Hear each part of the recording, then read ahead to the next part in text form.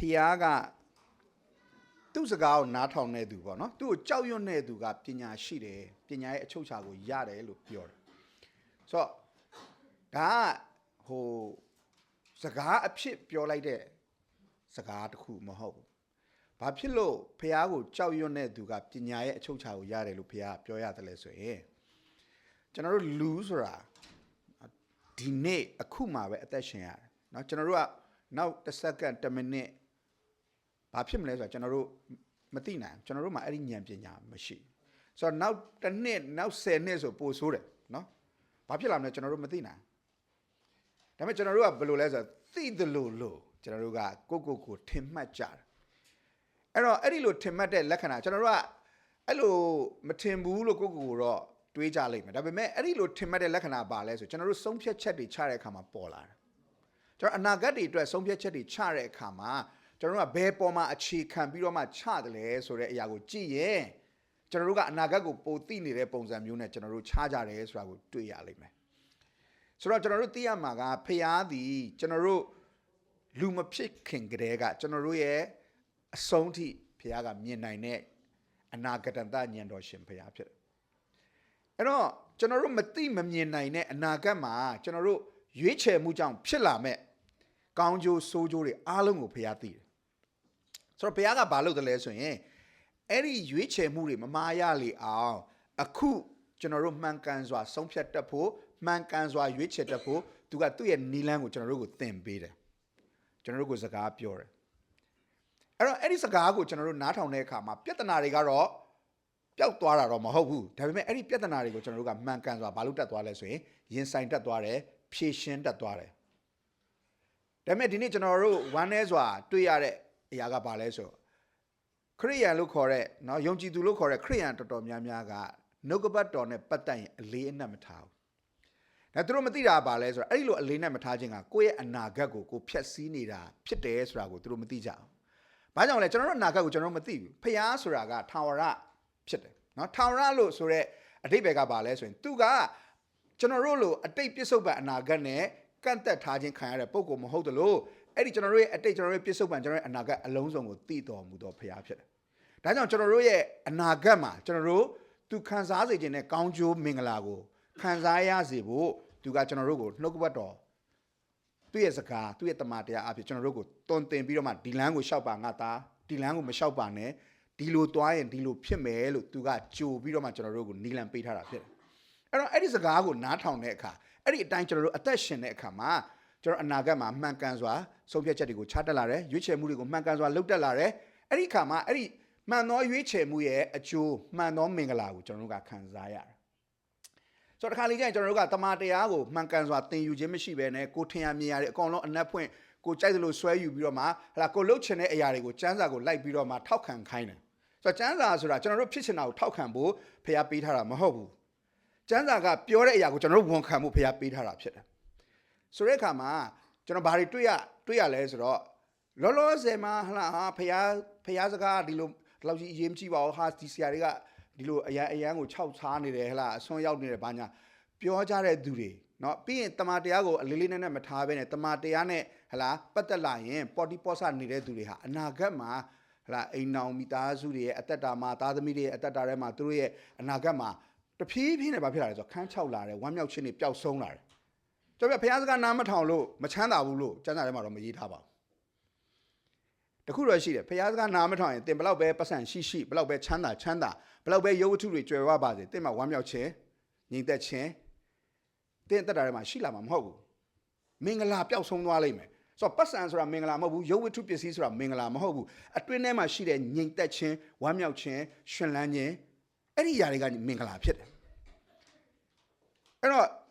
့တချို့တွေပတ်စံတွေကုံယုံရှာတယ်ရှာပတ်စံတွေတော့ရလာတယ်ဒါပေမဲ့ငြိမ်သက်ခြင်းတွေပျောက်သွားတယ်ဝမ်းမြောက်ခြင်းတွေပျောက်ဆုံးသွားတယ်ဒါတွေဟာဝမ်းနည်းစရာဆိုးကျိုးတွေဖြစ်တယ်အဲ့တော့ဖျားစကားကိုနားထောင်တဲ့အခါမှာကျွန်တော်စောပြောသလိုပတ်စံတွေဟလာအများကြီးရရင်လည်းရမယ်ရချင်မှလည်းရမယ်ပြဿနာတွေကြုံရမှာပါပဲဒါပေမဲ့ပြဿနာကြုံရပဲမယ်ကို့မှာဘယ်လိုဖြေရှင်းရမလဲဆိုတဲ့တိကျရှင်းလင်းတဲ့ဖျားစီကလမ်းညွှန်ချက်ရှိပြီးသားဖြစ်တယ်ဒီအတိုင်းကျွန်တော်တို့ရှင်းသွားတဲ့အခါမှာဒီအရာတိုင်းကျွန်တော်တို့ဖြတ်တန်းသွားတဲ့အခါမှာဒီအရာတွေကပဲကျွန်တော်တို့ကို ဖျားနဲ့တာ၍နီးကပ်စေတဲ့အရာတွေဖြစ်လာသလိုကျွန်တော်တို့ဒီအဲ့ဒီပြဿနာတွေကြားထဲမှာပဲငြိမ်သက်ခြင်းရှိတဲ့သူတွေဝမ်းမြောက်ခြင်းရှိတဲ့သူတွေချီးမွမ်းခြင်းရှိတဲ့သူတွေဖျားရဲ့တက်တွေဖျားရဲ့ဘုန်းကိုထင်ရှားစေတဲ့သူတွေဖြစ်လာတယ်ဒါကြောင့်ဒီနေ့မိတ်ဆွေတွေကျွန်တော်ဗာသတိပေးခြင်းလဲဆိုတော့တမန်တရားနဲ့ပတ်သက်ရင်ပေါ်တီပေါ်ဆာမလုပ်ပါနဲ့တင်တမန်တရားနဲ့ပတ်သက်ပြီးတင်ပေါ်တီပေါ်ဆာလုပ်နေတာဟာကိုဘဝကိုပေါ်တီပေါ်ဆာဖြတ်တန်းနေတာနဲ့အတူတူပဲတမန်တရားကိုအလေးမထားခြင်းဒီကိုယ့်အသက်ကိုဘဝကိုတန်ဖိုးမထားတာနဲ့အတူတူပဲ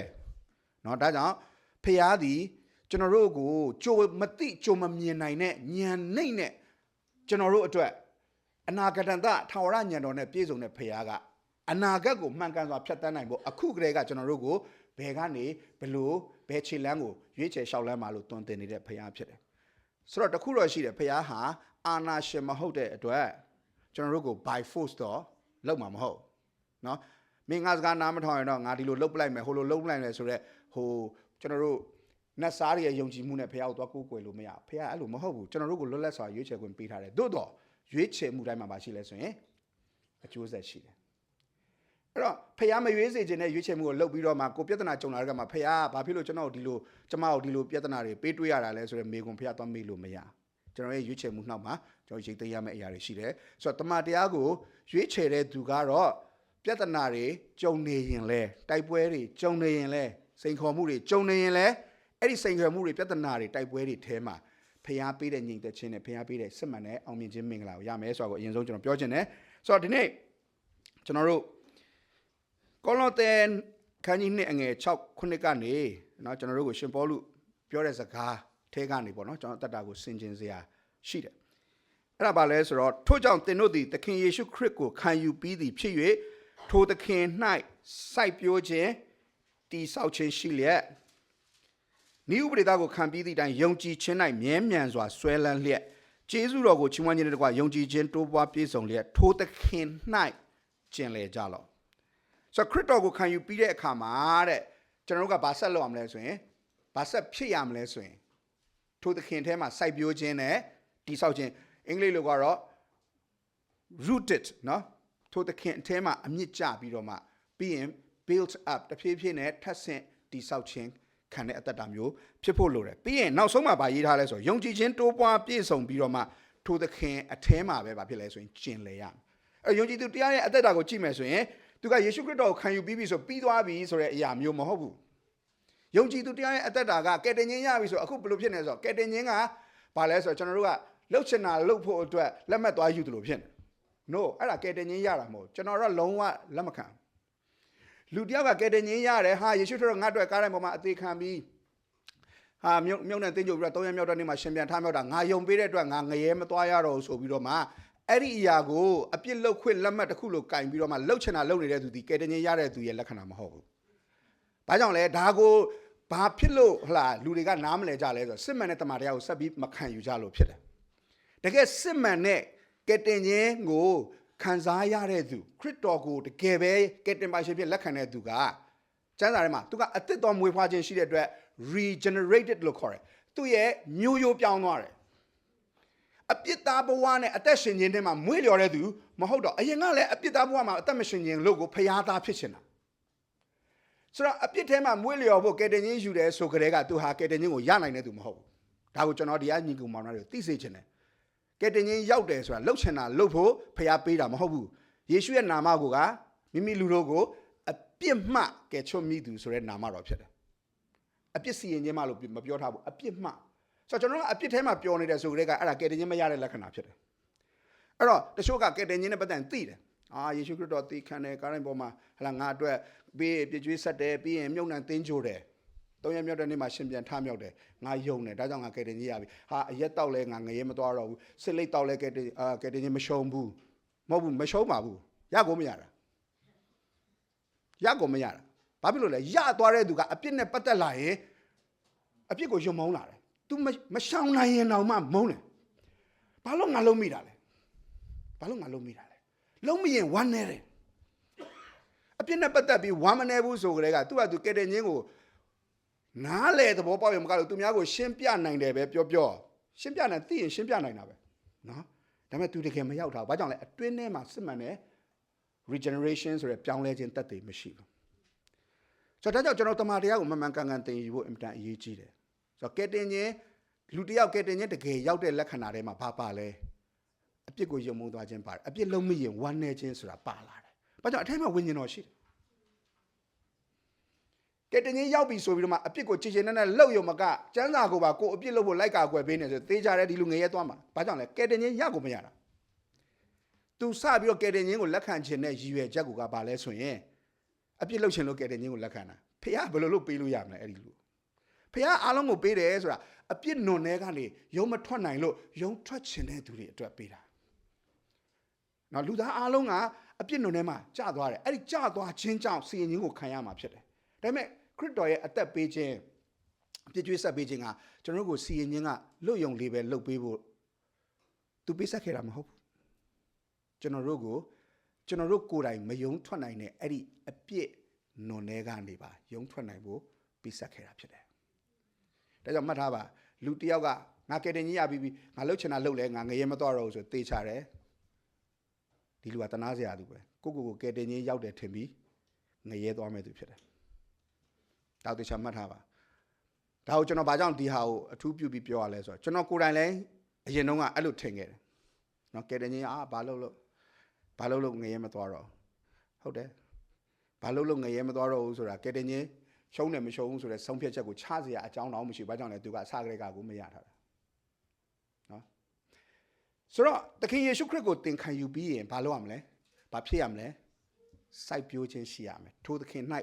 စိုက်ပျိုးခြင်းအင်္ဂလိပ်လိုကတော့အမြင့်ကြရမယ်။ထိုသခင်ထဲမှာမြင့်ဆွဲရမယ်။သင်ရဲ့ဆွဲလဲရသင်ရဲ့အရင်အမြင့်သင်ရဲ့အမြဲတမ်းဥတီယာဟာထိုသခင်ဖြစ်ရမယ်ပြီးရင်ဘာဖြစ်ရမလဲအဲ့ဒီအမြင့်ကျတဲ့လက္ခဏာနောက်တစ်ခုကဘာလဲဆို build up ဆိုတဖြည်းဖြည်းချင်းတိဆောက်ခြင်းထပ်ဆင့်တိုးပွားခြင်းရှိရမယ်ပြီးရင်ဘာဖြစ်ရမလဲဆိုအဲ့ဒီယုံကြည်ခြင်းမှာတဲ့မြင်းမြန်စွာဆွဲလန်းရမယ်တော့ရှေ့မှာဘယ်လိုရေးရဆိုနီးဥပဒေသားကိုခံပြီးတယ်တမန်တရားပြောတာနီးဥပဒေသားဆိုဖခင်ရဲ့နီးလန်းကိုခံရမယ်ဖခင်ရဲ့နီးလန်းကိုခံရမယ်ဖခင်ရဲ့နီးလန်းအတိုင်းဘာဖြစ်ရမလဲ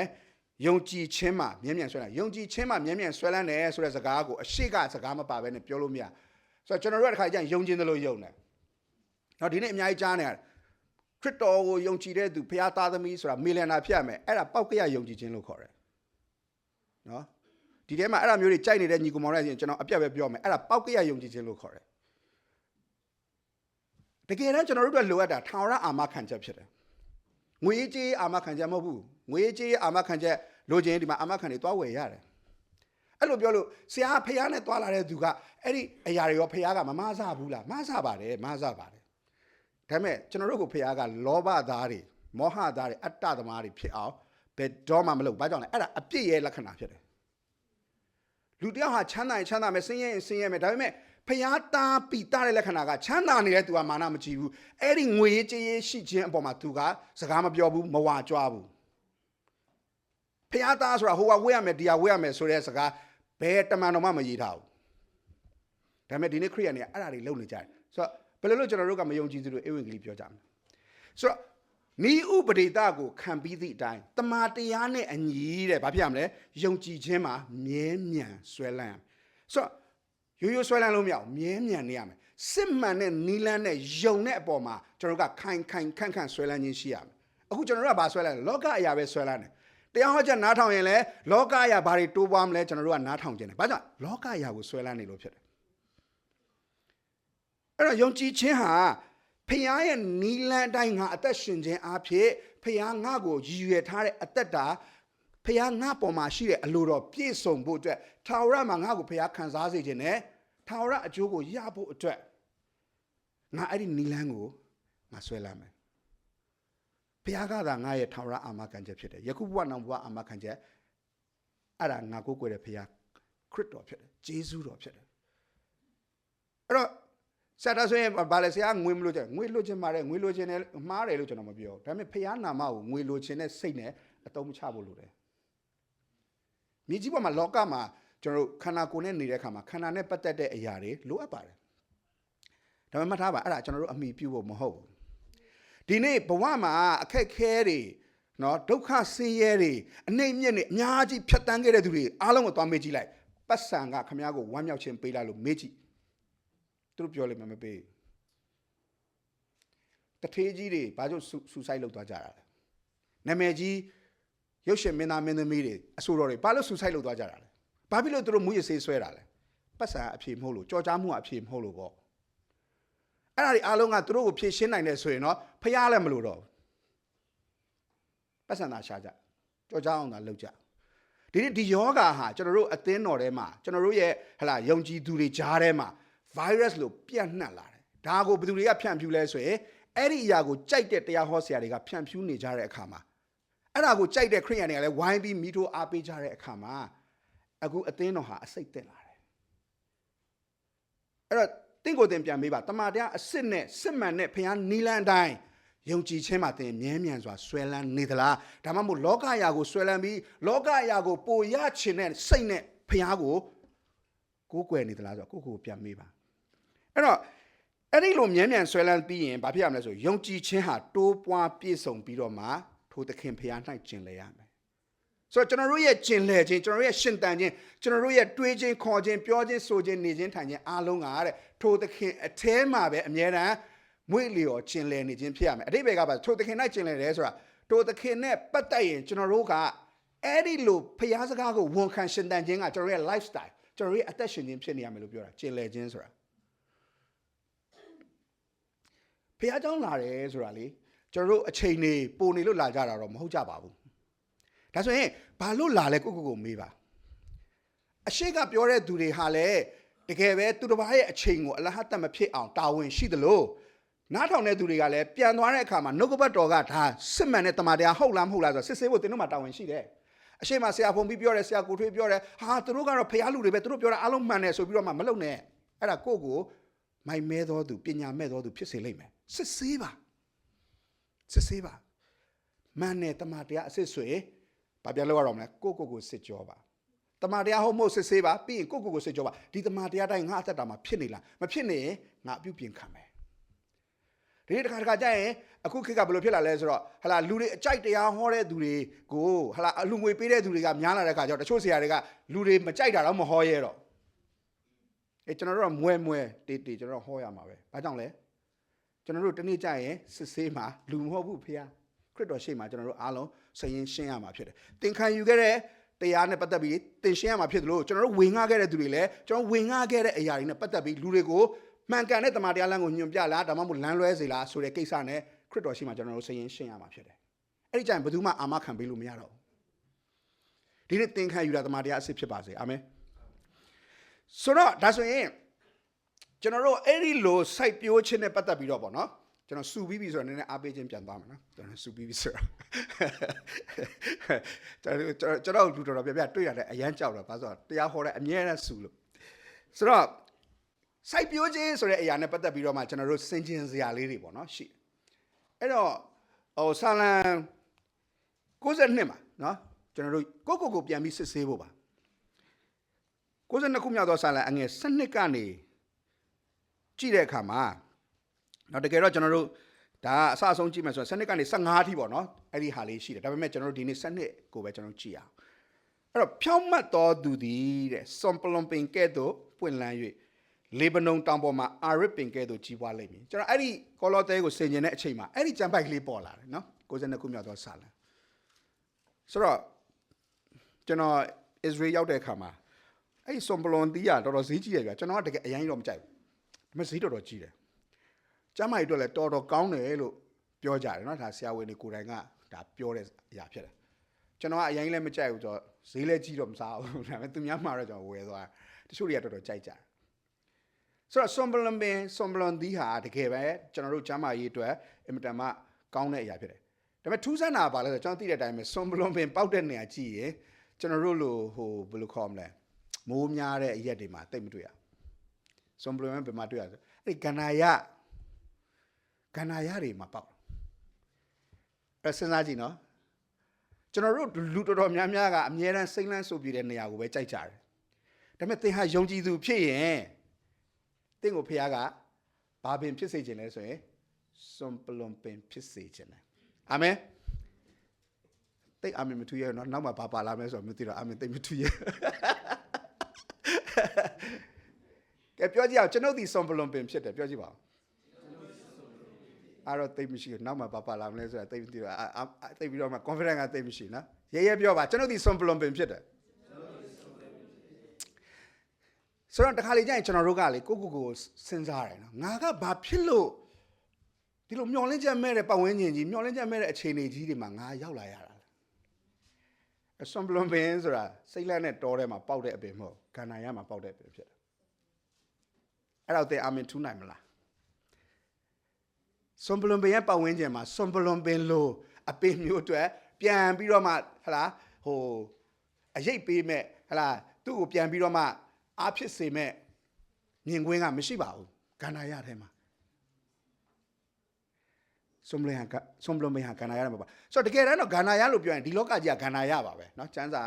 wilderness လို့သုံးရင်လည်းဒါဒီလောကကြီးကိုဆိုလိုတာဖြစ်တယ်အဲ့တော့ဒီ son plumbing ကဂန္ဓာရထဲမှာပေါက်တယ်ဂန္ဓာရထဲမှာပေါက်ပြီးတော့မှသူဟာပေါက်ယုံမကောက်သူကကြီးထွားပြီးအသီးလဲသီးတယ်အရေးလဲပေးတယ်ရေလဲပေးတယ်เนาะ son plumbing အပင်ကြောင်းကိုကျွန်တော်လေ့လာတဲ့အခါမှာအံ့ဩစရာတော်တော်ကောင်းတယ် son plumbing ကเนาะဆိုတော့ပထမဆုံးအချက်ကပါလဲဆိုတော့သင်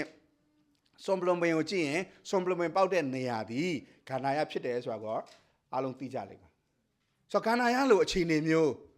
သင်လိုချင်လားပတ်ဝန်းကျင်တစ်ခုလုံးကိုကြည့်လိုက်အရေးလည်းမရှိဂန္ဓာရကိုကြည့်ပြီးပျော်လိုက်တာဆိုတဲ့သူမြင်အောင်ကြည့်ပေါ့နော်ဟာဒီဂန္ဓာရကြီးကြည့်ရတာစိတ်ချမ်းသာလိုက်တာဆိုတာဘယ်သူရှိလဲစိတ်ချမ်းသာရှိတယ်ဆိုရင်ကျွန်တော်ပြောလျှို့ဝှက်ချက်လေးဝေမျှပါပေါ့နော်ဂန္ဓာရကြည့်ပြီးစိတ်ချမ်းသာတယ်ဆိုရင်ဘယ်သူမှစိတ်မချမ်းသာဘူးဂန္ဓာရကြည့်တာနဲ့မျောလင်းချက်တွေပါပျောက်သွားကမ်းမမြင်လမ်းမမြင်ပါအရေးလည်းမရှိဘူးအဲ့တော့ဖြောင့်မတ်တော်သူဆိုတာ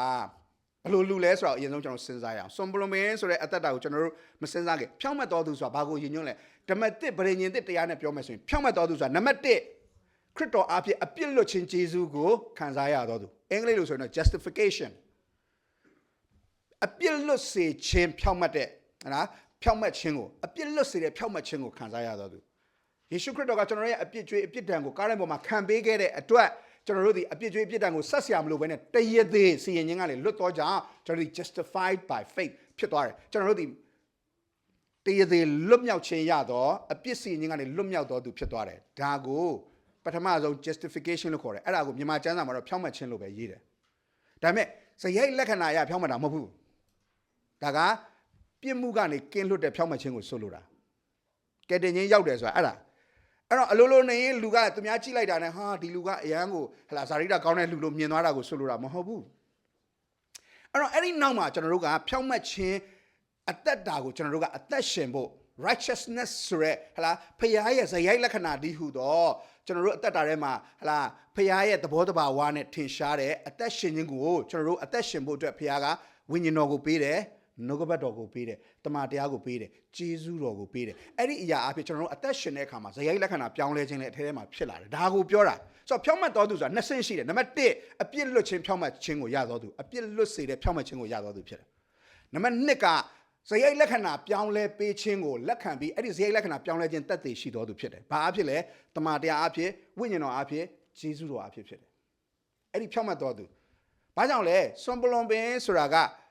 ဟာသူပဲအပင်ဖြစ်နေတယ်ဆိုတဲ့ဟာမျိုးမဟုတ်သူများကကြိလိုက်တာနဲ့ခန္ဓာရထဲမှာမျောလင်းချက်ပြောင်းနေတဲ့သူတွေကအဲ့ဒီ son plumbing ကိုတွေးလိုက်တာနဲ့မျောလင်းခြင်းတွေပြန်ဖြစ်လာတယ်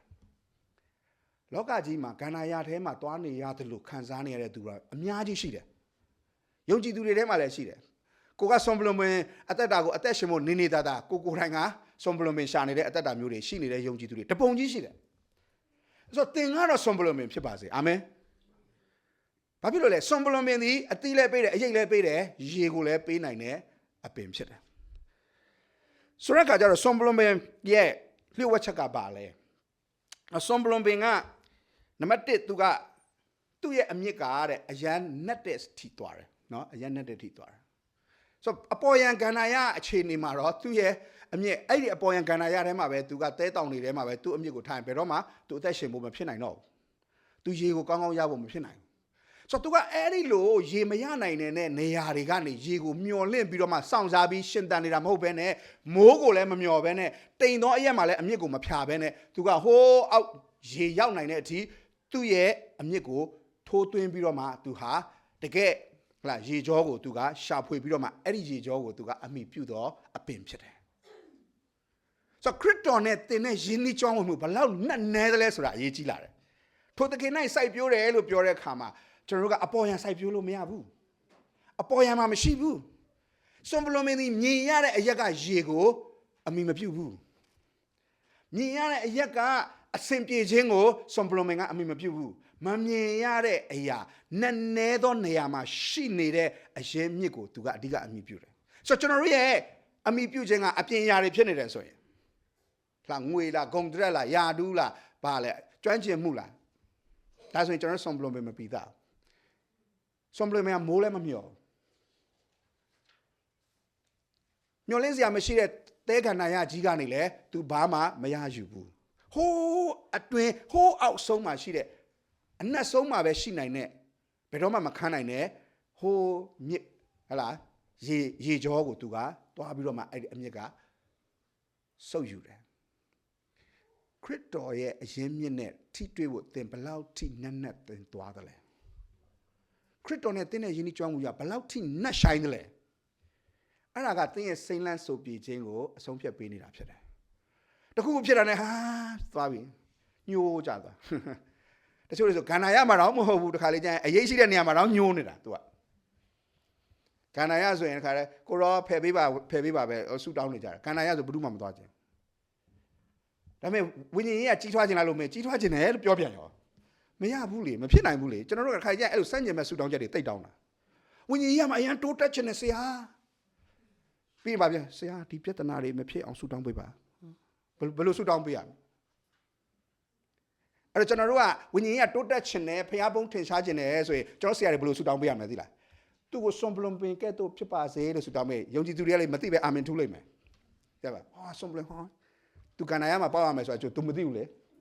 အဲ့တော့ကိုရောသူ့ကိုကန္နာရကိုပို့ပါအဲ့လိုဆက်ဆူတောင်းပေးလိုက်အာမင်မထူးရတော့ဖြောက်မဲ့တော်သူဒီဗါတယ်လေစွန်ပလွန်ပင်တေယုံကြည်ခြင်းအဖြစ်ကဲတင်ခြင်းရောက်ပြီးတော့မှအပြစ်လွတ်စေခြင်းဖြောက်မှမှုကိုဟလားအပြစ်လွတ်စေတဲ့ဖြောက်မှခြင်းကိုသင်ရပြီလားနံပါတ်1ဒုတိယချက်တမန်တရားနဲ့သင်ရှင်တန်တဲ့အသက်တာကိုသင်ရွေးချယ်ပြီလားဒါဆိုရင်သင်ကိုဘုရားဘယ်ကိုပို့တော့မလဲ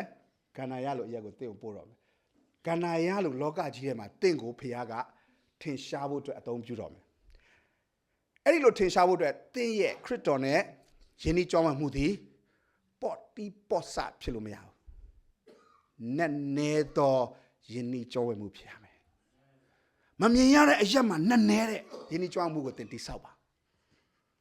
ခရစ်တော်ကိုမမြင်ရရင်မဖြစ်ဘူးခရစ်တော်ကိုမရတဲ့ခရစ်တော်ကိုမဆုပ်ယူရတဲ့ခရစ်တော်ကိုအမိမပြုရတဲ့ခရစ်တော်ကိုမစားသုံးရတဲ့အခြေအနေသည်ငါရဲ့ဘဝအတွက်ဟလားအသက်အန္တရာယ်ရှိတယ်ဆိုတဲ့အထိကျွန်တော်တို့ကနားလည်ထားဖို့လိုတယ်။ဘာကြောင့်လဲစွန်ပလွန်ပင်ဆိုပေမဲ့အဲ့ဒီအမြစ်ကဟိုးနှက်ဆိုင်တဲ့အထိဟလားရေတောက်မြစ်ကို तू မသွားနိုင်ဘူးဆိုရင်အဲ့ဒီစွန်ပလွန်ပင်သိမှာပဲ။ဘာကြောင့်ဘယ်အပင်မှရေမရှိမရှင်နိုင်ဘူး။ဆိုတော့စွန်ပလွန်ပင်ရဲ့အမြစ်ဒီနှက်ဆိုင်ရာအထိ तू ကသွားတယ်။ဆိုတော့ဒီနေ့ကျွန်တော်တို့ပထမဆုံးကိုမေးရမှာကခရစ်တော်နဲ့ကျွန်တော်တို့ရဲ့ယဉ်ဤကျွမ်းဝင်ခြင်းဘယ်လောက်ထိနှက်ဆိုင်လဲ။ကျွန်တော်တို့ဒီနေ့အားလုံးမှာတငယ်ချင်းပေါင်းသင်းတွေရှိကြမှာပါငယ်တငယ်ချင်းတွေအကောင်းဆုံးအခင်ဆုံးတငယ်ချင်းတွေဆိုတာရှိလိမ့်မယ်တချို့တွေကအခုတွေ့တယ်အရန်ခင်သလိုမင်းသလိုနဲ့ခဏနေကြတော့ကွဲလဲကွဲသွားရောတတိလည်းမရတော့ဘူးမှလည်းမမှန်ပြီးတော့ကျွန်တော်တို့အားလုံးမှာရှိကြတယ်ဒါပေမဲ့တချို့တငယ်ချင်းတွေရှိတယ်ဘယ်လောက်ကြာပြန်တွေ့တာနဲ့ပျော်လိုက်တာဆိုတာရှိတယ်နော်ဘယ်လောက်ပဲဝေးဘာလို့စပြီးခင်မင်းရင်းနှီးကလေးကရင်းနှီးကြွားမှုကဘာဖြစ်လဲဆိုတော့တအားနဲ့ဆိုင်ထားတဲ့သူတွေရှိတယ်ဒါကြောင့်ပြန်တွေ့ပြီဆိုရင်ဘလို့ပျော်မှမသိအဆက်အသွယ်လည်းမရအောင်ပြန်ရှာဒီတငယ်ချင်းကိုတွေ့ချင်းလိုက်တာအဲ့နှက်ဆိုင်နဲ့ယဉ်ဤကျွမ်းဝင်မှုရဲ့လက္ခဏာဖြစ်တယ်ဒီနေ့ခရစ်တော်နဲ့ပတ်သက်ရင်သင်ရဲ့အကျွမ်းဝင်မှုကဘယ်လောက်ထိနှက်ဆိုင်လဲသင်စစ်ဆေးပါပေါ်တီပေါ်ဆာအသက်ရှင်မှုနဲ့တော့ကျွန်တော်တို့ဘုရားဘုန်းထင်ရှားဖို့ဘလို့မှမဖြစ်နိုင်ဘူးဆိုတာကိုနားလည်ထားပါအဲ့တော့တခြားသူကကိုယ့်ရဲ့အသက်တာကိုကြည့်ပြီးတော့မှခွန်အားရဖို့နေနေတာကိုတော်မှာဖျို့ဖျဲဖြစ်နေမှာပဲဆိုတော့ဒုတိယတစ်ချက်ကဘာလဲဆိုသူ့မှာ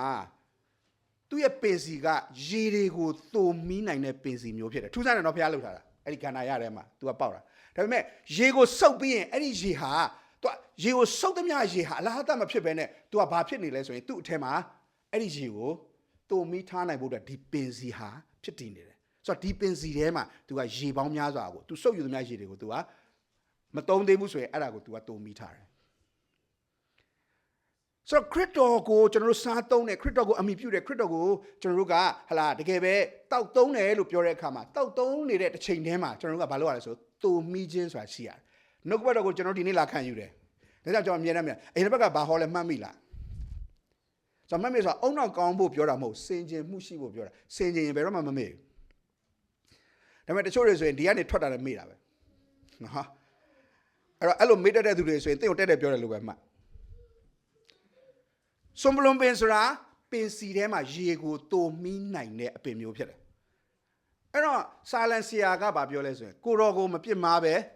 နေနိုင်ပြီအကြောင်းဗျာဒိတ်တော်ကိုဘာဖြစ်လဲနှလုံးထဲမှာတူထားပါတယ်သူကြားတယ်သူသိယူတယ်ပြီးရင်မပြီးသွားဘူးအဲ့ဒါကိုဘာလုပ်ထားလဲတူထားတယ်အခုလောလောဆယ်ဒီနှုတ်ကပတ်တော်နဲ့ဆက်ဆိုင်တဲ့ပြဿနာသူမကြုံရသေးဘူးအခုလောလောဆယ်ဒီနှုတ်ကပတ်တော်ကသူ့ကိုတွန်တင်တဲ့အရာတွေနဲ့ဖြည့်ရှင်းရမယ့်စိန်ခေါ်မှုမျိုးသူမကြုံရသေးဘူးအခုလောလောဆယ်ဒီနှုတ်ကပတ်တော်နဲ့တိုက်ရမယ့်တိုက်ပွဲမျိုးသူမကြုံရသေးဘူးဒါပေမဲ့တူထားတယ်အာမင်ဘာကြောင့်လဲမကြခင်မှာအဲ့ဒါကြုံရလိမ့်မယ်ဒါဝိဒ်ပြေးနေရတဲ့အချိန်တွေရှိတယ်ဖခင်ကပြောတယ်မင်းဘယင်ဖြစ်မယ်ဒါပေမဲ့မဖြစ်ဘူးချက်ချင်းပြေးရတယ်အာဗြဟံမင်းကိုလူမျိုးကြီးဖြစ်စေမယ်အခုကလေးမရဘူးရှောက်သွားနေရတယ်ဒါပေမဲ့ဘာလုပ်ထားလဲနှုတ်ကပတ်တော်ကိုတူထားတယ်အဲ့ဒီလိုတူထားတဲ့သူက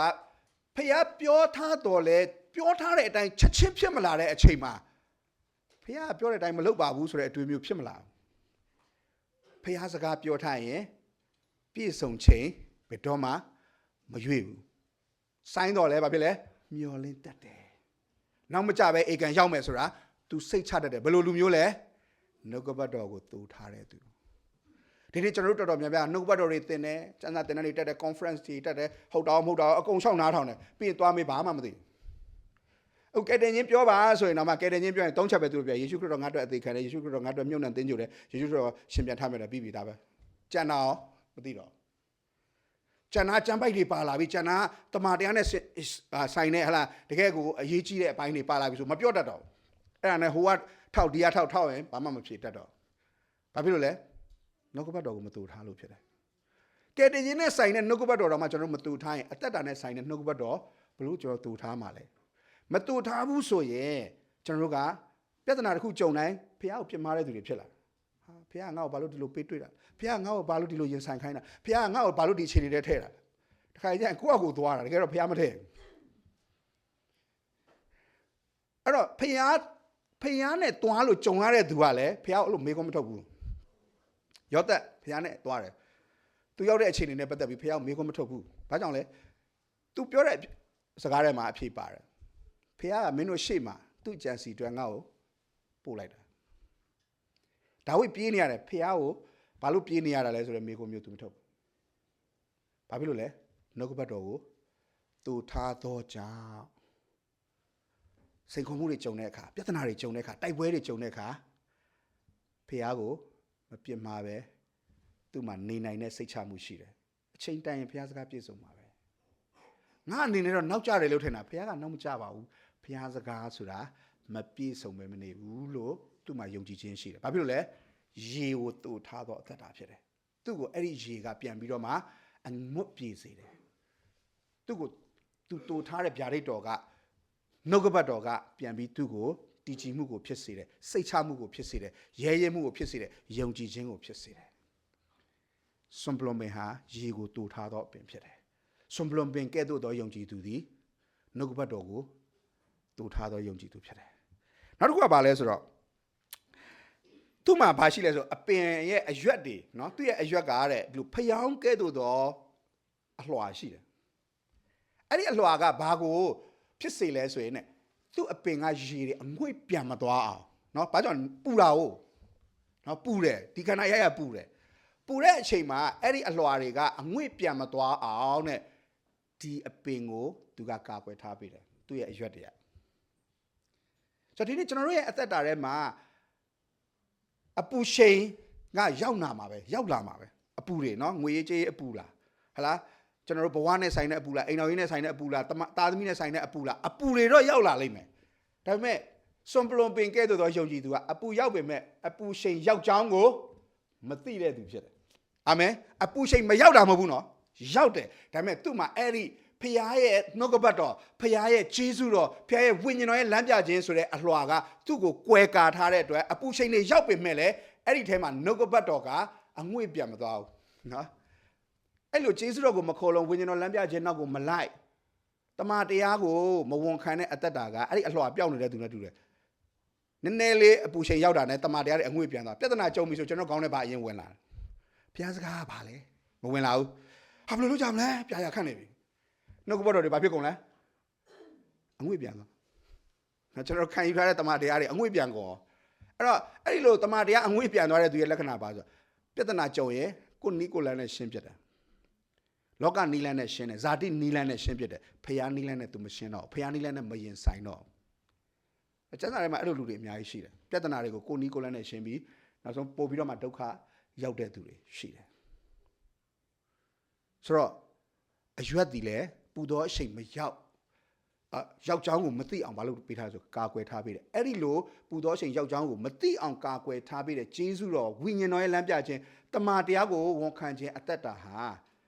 သူ့အသက်တာထဲမှာနှုတ်ကပတ်တော်ကအစဉ်အမြဲအလုတ်လုတ်ခွင့်ရအောင်ဂျေဇုပြုပေးတယ်အဲ့တော့ကျွန်တော်တို့ကဖခင်ကိုကိုရောဒီပြဿနာတွေကိုဖယ်ပေးပါဒီပူလောင်မှုတွေကိုဖယ်ပေးပါလို့သွားဆုတောင်းလို့မရဘူးဖခင်ကပူလောင်မှုမရှိတဲ့ပတ်ဝန်းကျင်မှာမင်းကမထားဘူးလို့မပြောဘူးပူသောအချိန်ရောက်တော့လဲယောက်ျောင်းကိုမသိတဲ့သူဖြစ်အောင်ငါဂျေဇုပြုမယ်လို့ပြောတာဖြစ်တယ်အာမင်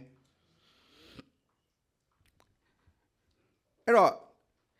ဒီလိုအသက်တာမျိုးကျွန်တော်တို့မှာရှိတဲ့အခါအဲ့ဒီအပင်အဲ့ဒီစွန်ဘလုံးပင်ရှိတဲ့နေရာကိုရောက်လာတဲ့ခရီးသွားတွေဟာစွန်ဘလုံးပင်ရဲ့အရိပ်ကိုခိုရတယ်အသီးကိုစားရသလိုလိုအပ်ရင်သူ့ကိုခန္ဓာတွေကရေကိုလည်းရယူတောက်သုံးနိုင်တယ်စွန်ဘလုံးပင်ကဲ့သို့ယုံကြည်သူဟာခန္ဓာရထဲမှာမောပန်းနေသောသူတို့အဖြေဖြစ်တယ်သူဟာအိုအေစစ်ဖြစ်တယ်မျောလင်းချက်ပြောင်းနေတဲ့သူတွေအဲ့ဒီလိုယုံကြည်သူနဲ့တွေ့ရင်သူဟာမျောလင်းချက်ကိုတွေ့ရတယ်။စာမွတ်နေတဲ့သူတွေအဲ့ဒီလိုယုံကြည်သူတွေတွေ့ရင်သူ့မှာစားစရာကိုတွေ့ရတယ်။ငတ်မွတ်နေတဲ့သူတွေနဲ့ခြောက်ခမ်းနေတဲ့သူတွေနဲ့တွေ့ရင်အဲ့ဒီလူတွေဟာစွန်ပလွန်ပင်လိုယုံကြည်သူအဖြစ်တောက်စရာရေကိုရတယ်။နားစရာကိုရတယ်။ဒီနေ့သင်ရဲ့အသက်တာစွန်ပလွန်ပင်ပြီးသားလား။ကျွန်တော်တို့ကတခါလေကြာရင်ကိုဖခင်ရဲ့ဂျေဇုတော်ထဲမှာကြီးထွားဖို့ထက်ကိုကပဲအမြဲတမ်းအကူအညီလိုနေတယ်ကိုကပဲအမြဲတမ်းဟလာသူများစီကအရေးကိုခိုဖို့သူများစီကအသီးကိုစားဖို့သူများစီကပြုစုခြင်းကိုခံဖို့အတွက်ကျွန်တော်တို့အမြဲတမ်းမျှော်လင့်တယ်ဒါကဝိညာဉ်ရေးရအစပိုင်းမှာလိုအပ်တဲ့အရာမှန်ပေမဲ့ကြီးထွားလာပြီဆိုရင်ကျွန်တော်တို့ကသူတစ်ပါးကိုပြန်ပေးတဲ့သူတွေဖြစ်ဖို့ဖရားလိုရှိတယ်ဒါကြောင့်စွန်ပလွန်ပင်တင်စွန်ပလွန်ပင်ပီတာတယ်ဆိုရင်တင်ဒီကနာယာထဲမှာရှင်သန်နိုင်တော်သူဖြစ်တယ်သင်ကိုယ်တိုင်ပဲရှင်သန်နိုင်တာမဟုတ်သူတစ်ပါးတွေကိုလည်းရှင်သန်နိုင်အောင်ဂျေဇုပြုနိုင်တော်သူဖြစ်လာတယ်အာမင်ဆိုတော့ထပ်ကြည့်တဲ့အခါမှာသူကစွန်ပလွန်ပင်အကြောင်းပဲမပြောစွန်ပလွန်ပင်ကဲ့သို့ပွင့်လန်း၍လေဗနုန်တောင်ပေါ်မှာအာရစ်ပင်ကဲ့သို့ကြီးပွားလိမ့်မည်ဆိုအာရစ်ပင်ပါလာပြန်ရောအယုံကြည်သူကစွန်ပလွန်ပင်ကဲ့သို့ပဲမဟုတ်ဘဲနဲ့သူကအာရစ်ပင်လို့လည်းဟုတ်ပြန်တယ်တဲ့ဘယ်မှာရှိတဲ့အာရစ်ပင်လဲဆိုလေဗနုန်တောင်ပေါ်မှာရှိတဲ့အာရစ်ပင်ဆိုအာရစ်အကြောင်းကိုကျွန်တော်တို့ကြည့်တဲ့အခါမှာအာရစ်ဆိုရဲနော်ဒီတက်သားကိုကျွန်တော်တို့နေရာတော်တော်များများမှာတွေ့ရတယ်အထူးဆန်းတာပါလဲဆိုတော့နော်ကျွန်တော်တို့ဝိပ္ပယကျမ်းမှာနော်ဝိပ္ပယခန်းကြီး14မှာကျွန်တော်တို့ဖတ်ကြည့်လို့ရှိရင်နူနာတွေကိုစင်ကြယ်စေဖို့အတွက်ဖျားဟလာအသုံးပြုခိုင်းတဲ့ပစ္စည်းထဲမှာဘာပါလဲဆိုအာရစ်တက်သားပါတယ်ဆိုတော့သူကစင်ကြယ်စေခြင်းနဲ့သက်ဆိုင်တဲ့အရာလည်းဖြစ်တယ်နောက်တစ်ခုကဘာလဲဆိုတော့အာရစ်တက်သားကိုဗိမာန်တော်တိဆောက်တဲ့အခါမှာသူဟာပြင်ပြားတွေအဖြစ်သုံးတယ်ဟိုးအတွင်းဆုံးခန်းတဲ့အထိဆိုတော့ကျွန်တော်တရားဟာဆရာတက်သားကောင်းလို့သုံးတာနေမှာပေါ့မဟုတ်ဘူးဖះသုံးတယ်လို့ပြောရင်ဒါရည်ရွယ်ချက်ရှိတယ်အကြောင်းရင်းရှိတယ်တော့ရိုးရိုးတက်သားတွေတွေ့ကြရကောက်ဆွဲပြီးတော့မှဟာကောင်းတယ်ထင်ပြီးတော့မှအဲ့ဒီတက်သားတွေသွားသုံးလို့မရဘူးအတွင်းဆုံးခန်းတဲ့အထိဒီတက်သားဟာသုံးလို့ရပြီဆိုကြတဲ့ကဒီတက်သားမှာအင်မတန်မှကြီးမားတဲ့ရည်ရွယ်ချက်ရှိတယ်ဒီတက်သားအဖြစ်ကျွန်တော်တို့ကိုဖះသိစေခြင်းတဲ့အရာရှိတယ်ဒါကြောင့်ဖြောင့်မတ်တော်သူဟာအာရစ်ပင်ကဲ့သို့ဖြစ်တယ်ဘယ်မှာလဲလေဗနုန်တောင်မှာဆိုတော့အာရစ်ရဲ့အဓိပ္ပာယ်အာရစ်ရဲ့သူ့ရဲ့ဟလာကိုစားပြုတဲ့အရာပါလဲဆိုရင်စင်ကြယ်ခြင်းနဲ့ခိုင်ခန့်ခြင်းယုံကြည်သူတယောက်ဟာခိုင်ခန့်တဲ့အသက်တာကိုရှင်သန်ဖို့ဆိုရင်ဘာလို့လဲဆိုစင်ကြယ်ခြင်းလို့ရယ်စဉ်းစားကြည့်ဒီနှစ်ခုက တွဲနေတယ်ကျွန်တော်တို့တစ်ခါလေကျရင်ယုံကြည်သူတယောက်ဟာခိုင်ခန့်တယ်ဆိုတဲ့အရာကိုကျွန်တော်တို့ကဘာနဲ့ပဲကျွန်တော်တို့ယုံကြည်ခြင်းဟုတ်တယ်အဲ့ဒီယုံကြည်ခြင်းကဘာဖြစ်ရမလဲဆိုစင်ကြယ်ရမယ်စင်ကြယ်တယ်ဆိုတဲ့အဓိပ္ပာယ်ကဘာလဲဖျားနီလန်းအတိုင်းပဲရှင်သန်တယ်လို့ပြောတာ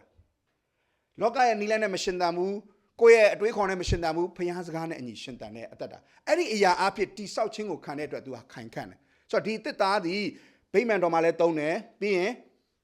နန်းတော်မှာလည်းတုံးတယ်ရှောလမုန်ကအင်တန်ပညာရှိတဲ့အတွက်ပညာရှိတဲ့ဘုရင်တစ်ပါးဟာသူ့နန်းတော်ကိုမခိုင်မခန့်တဲ့တစ်သားဟလာဟိုချစားနိုင်တဲ့တစ်သားမျိုးနဲ့ဘယ်တော့မှဆောက်မှာမဟုတ်ဘူးဆိုတော့အခွင့်အာဏာရှိသောသူဘုံအတရေရှိသောသူပညာရှိသောသူတို့ဟလာဖျားရည်ရွယ်ချက်တိုင်းနိုင်ငံတော်ကိုတည်ထောင်ဖို့အတွက်အသုံးပြုသောအရာဖြစ်တယ်လို့ဆိုလိုတယ်အဲ့တော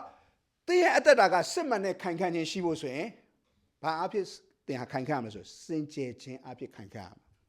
ဒါဆိုဘာကတင့်ကိုစင်ကြယ်စေမှာလဲတမန်တရားနဲ့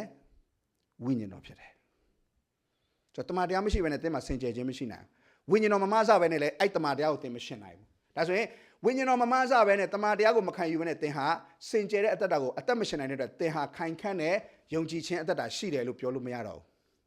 ဒါဆိုရင်ဖခင်ရဲ့တိဆောက်ခြင်းခံရတဲ့အသက်တာမဟုတ်ဘူးလို့ဆိုလိုတယ်အဲ့တော့လေဗနုန်တောင်ဆိုတဲ့အဓိပ္ပာယ်ကဘာလဲလေဗနုန်တောင်ရဲ့နော်လေဗနွန်ဆိုတဲ့သူ့ရဲ့မူရင်းအဓိပ္ပာယ်က whiteness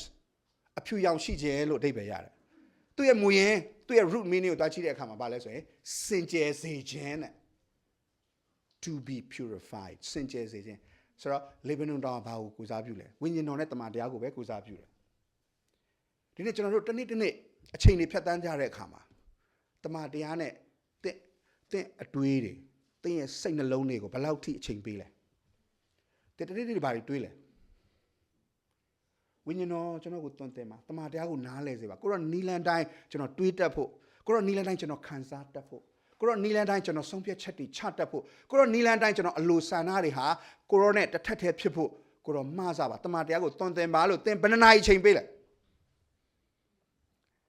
စင်ကြယ်စေတဲ့နေရာကိုသင်မသွားဘူးဆိုရင်သင်မှာစင်ကြယ်ခြင်းမရှိလားစင်ကြယ်ခြင်းမရှိလာရဲ့ခိုင်ခန့်ခြင်းလည်းမရှိဘူးဆိုတော့ကျွန်တော်တို့ရဲ့အသက်တာကိုဖခင်ကဟလာဗိမာန်တော်ကိုတိဆောက်တယ်လို့တိဆောက်ပေးဖို့နေရာချဖို့ဟလာသူ့ရဲ့နိုင်ငံတော်တည်ထောင်ခြင်းမှာနေရာချဖို့ဆိုရင်သင်ဟာစင်ကြယ်ခြင်းနဲ့ခိုင်ခန့်တော်သူဖြစ်ဖို့လိုတယ်အဲ့တော့စင်ကြယ်ခြင်းနဲ့ခိုင်ခန့်တော်သူဖြစ်ဖို့ဆိုရင်သင်ဟာစင်ကြယ်စေသောနေရာမှာသင်ဟာပေါက်သောအာရစ်ပင်ဖြစ်ရမယ်ဒီနေ့ကျွန်တော်တို့ရဲ့အသက်တာကိုပြန်မေးကြည့်ပါဖခင်ကိုယ့်ရဲ့အသက်တာအဖြစ်နိုင်ငံတော်တည်ထောင်တာကိုသင်လို့ခြင်းလားငယ်ငယ်တည်းကပထနာတော်ရွတ်ခဲ့တယ်။ဘာလဲနိုင်ငံတော်တည်ထောင်ပါစေသောနိုင်ငံတော်တည်ထောင်ပါစေသောတကယ်တမ်းဆုတောင်းရင်တော့ကိုယ့်အလိုဆန္ဒပဲဆုတောင်းဖခင်ရဲ့နိုင်ငံတော်ကျွန်တော်တို့အသက်တာထဲမှာကျွန်တော်တို့ကတည်ထောင်စေခြင်းနဲ့ဆိုရင်ကျွန်တော်တို့ကအရင်ဆုံးပါရှိရမယ်ဆိုရင်စင်ကြယ်စေခြင်းဆိုတဲ့ကျေးဇူးတော်ကိုအရင်ဆုံးကျွန်တော်တို့နေရာပေးဖို့လိုတယ်တမန်တရားအဖြစ်စင်ကြယ်စေခြင်းဝိညာဉ်တော်အဖြစ်စင်ကြယ်စေခြင်းကိုကျွန်တော်တို့ကအရင်ဆုံးနေရာပေးရအဲ့ဒီလိုတမန်တရားနဲ့ဝိညာဉ်တော်အဖြစ်ကျွန်တော်တို့ကိုဖခင်ကစင်ကြယ်စေပြီးမှပဲကျွန်တော်တို့ရဲ့အသက်တာသည်ယုံကြည်ခြင်း၌ခိုင်ခန့်သောအသက်တာဟုတ်လားဖခင်ရဲ့ကျေးဇူးတော်၌ခိုင်ခန့်သောအသက်တာခရစ်တော်ကိုတည်ကျွမ်းခြင်း၌ခိုင်ခန့်သောအသက်တာဖြစ်တဲ့အခါမှာဖခင်ကဗိမာန်တော်အတွက်သုံးလို့ရတဲ့သူနိုင်ငံတော်တည်ထောင်ခြင်းအတွက်သုံးလို့ရတဲ့သူဘုရင်ရဲ့ကွန်းခိုရာအတွက်သုံးလို့ရတဲ့သူရှင်ဘုရင်တည်းဟူသောခရစ်တော်နေဖို့အတွက်အသုံးပြုလို့ရတဲ့အသက်တာဖြစ်လာမှာဖြစ်တယ်အဲ့တော့ဒီနေ့တင့်ကိုယ်တင်ပြန်ပေးပါငါဟာဆွန်ပလုံပင်ပိတာလားငါဟာအာရစ်ပင်ပိတာလားငါနဲ့ဖခင်ရဲ့ယဉ်ဤကျွမ်းဝင်ခြင်းခရစ်တော်နဲ့ယဉ်ဤကျွမ်းဝင်ခြင်းဘယ်လောက်ထိနှက်ဆိုင်သလဲငါအထဲမှာနှုတ်ကပတ်တော်ကိုဘယ်လောက်တူထားသလဲငါပြဿနာတွေကြုံပြီဆိုရင်ငါနှုတ်ကပတ်တော်နဲ့ရင်ဆိုင်ဖြေရှင်းသလားဒါမှမဟုတ်အဲ့နှုတ်ကပတ်တော်တွေအကုန်ပျောက်ပြီးတော့မှကိုဖြစ်ချင်တာနဲ့ပဲဖြေရှင်းတတ်သလားဒါဆိုရင်တင်ဆွန်ပလုံပင်ပိတာသေးဘူးခန္ဓာရထဲမှာရောက်ပြီဆိုရင်ကိုကစိမ့်လန်းနေသလားကိုမျောလင်းချက်ပျောက်သွားသူများတွေလိုပဲညှိုးငယ်သွားတဲ့လူဖြစ်သလားဆွန်ပလုံပင်ကတော့ခန္ဓာရထဲမှာစိမ့်လန်းတော့အပင်အသီးကိုပေးတတ်တော့အပင်ရေကိုပေးတတ်တော့အပင်ဖြစ်တယ်နောက်တစ်ခုကဘာလဲငါသည်လေဗနုန်တောင်မှာပေါက်တော့အာရစ်ပင်လားစင်ကြယ်စေသောအရက်မှာစင်ကြယ်ခြင်းနဲ့ခိုင်ခန့်သောယုံကြည်သူသင်ဖြစ်ပြီလားဒီနေ့အဲ့ဒီနှစ်ခုဆွန်ပလုံပင်နဲ့အာရစ်ပင်ရဲ့အသက်တာသင်ပြန်ဆင်ခြင်ပြီးတော့မှစစ်ကြောပြီးတော့မှကိုယ့်ရဲ့အသက်တာကိုပြုပြင်ခံဖို့ဝင်ငါပါရောက်ရှင်ကိုဖျားသခင်စကားပြောပါစေ။